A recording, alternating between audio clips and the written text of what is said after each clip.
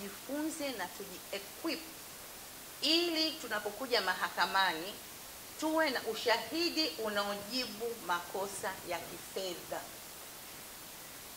That's very, very important. Kwamba hilo kosa tunalo ushahidi tunaokusanya, na hilo kosa aloletwa nalo kama ni money laundering, basi ushahidi tutakaokusanya huo ambao ni technical au wa teknolojia, ukija mahakamani, kwa maana ya kwamba uwe mzuri, uwe umewekwa na umelenga vizuri, usije tu wa juu, kwa sababu inaweza ukaja kwa masuala ya fedha ghafla ukaja kumbe umekusanya ushahidi wa kwamba tukamchaji na wizi wa kawaida.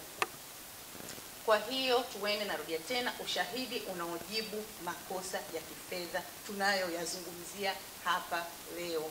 I cannot emphasize on that.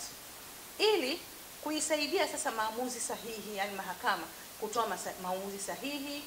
Kwanza, kutoa maamuzi sahihi kwa upande wa kufungua mashtaka, yani anajijua kwamba sasa naenda kufungua mashtaka haya, ninao ushahidi wa makosa ya kifedha na mashtaka, na hatimaye kufanikisha ile kesi mahakamani, kwa sababu ushahidi utakuwa umejitosheleza, na hata baadaye kuweza kutaifisha mali zinazotokana na makosa hayo. Mimi naomba kwa kweli sana sana sana sana, na prosecutors wapelelezi, naomba tushirikiane na tuwasikilize, tusikilizane na tufundishane pamoja. Yani katika hii vita haiwezi, prosecutors you can't work alone, na wapelelezi you cannot work alone, otherwise tutakuwa kila siku tunaonekana majokeri.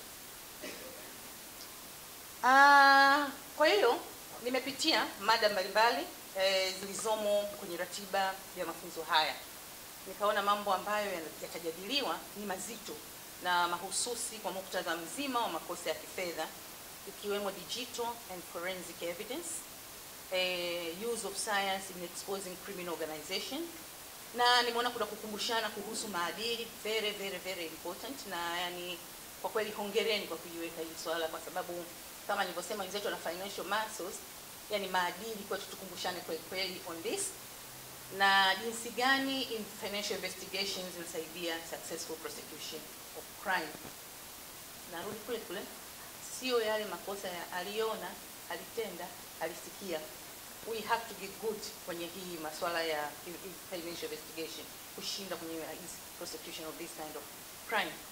Pia kwa niaba ya Ofisi ya Taifa ya Mashtaka mkoa wa Morogoro, nipende kuwakaribisha katika mafunzo haya, na haya mafunzo tumeandaa kwa lengo kubwa tu kuhakikisha tunawapatia tunawaongezea ama kukuza ule uwezo tuliokuwa nao, sasa tunaukuza zaidi kwenye masuala ya makosa ya kifedha pamoja na makosa mengineyo yanayohusisha ushahidi wa kisayansi. Kama alivyosema Karen, sasa hivi tunasisitiza, dunia imekwenda mbali, tuna masuala ya artificial intelligence. Kwa hiyo ushahidi bila kwenda kwenye sayansi kidogo, tukibakia na ile tunahitaji zile traditional approach ambayo tumekuwa tukienda nayo kila siku. Mtu ameona sijui circumstantial na nini, lakini sasa twende mbele, tutumie sayansi, kwa sababu tunazungukwa na simu, tunazungukwa na CCTV, wote hapa nawaona tuna laptops, si ndio? Sijui tuna vitu vingi ambavyo vyote ni sayansi, na vitu hivyo pia haviko mbali na wahalifu, wanavitumia na vyenyewe. Kwa hiyo tukiweza kutumia ushahidi wa kisayansi, naamini utatusaidia vizuri.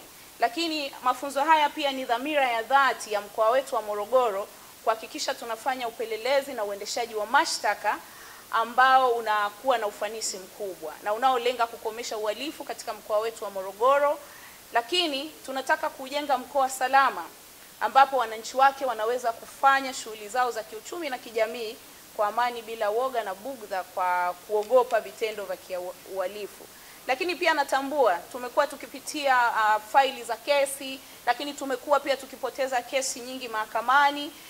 Kwa hiyo naamini kwamba hizi changamoto ni moja ya vitu ambavyo pia vimepelekea sisi leo tukasema tukutane mahali hapa, tuweze kukumbushana tena vile vitu ambavyo ni vya msingi katika kukusanya ushahidi wetu, katika kuchambua ule ushahidi, lakini ni namna gani basi tuwasilishe mahakamani ili mahakama ikiupokea na ikiweza kuutafsiri iweze kufikia yale mwisho ambao wote tunautamani. Ukiwa prosecutor tunatamani conviction, lakini sasa bila kujenga misingi thabiti hatutaweza kupata zile conviction ambazo tunazitamani.